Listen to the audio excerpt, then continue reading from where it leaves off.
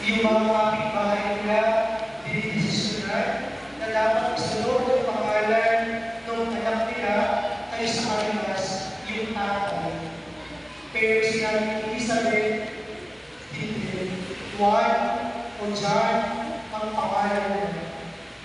Noong panahon na ngayon, si Zacarias ay hindi pa makapagsalita sapagkat siya'y nanigil, hindi makapagsalita dahil nagduda siya doon sa mensahe na naglagay sa kanya sa templo.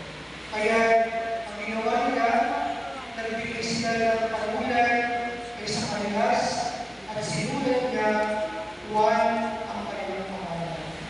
Sa kultura po ng mga Hudyo, pangalan na pangalan na lalaki ay dapat pinapangalan niya sa tatay. At tayo naman, nag-depende tayo mga kaugal ng Diyos. Kapag ang pangalan mo ay Diyos na po, pinapangalan sa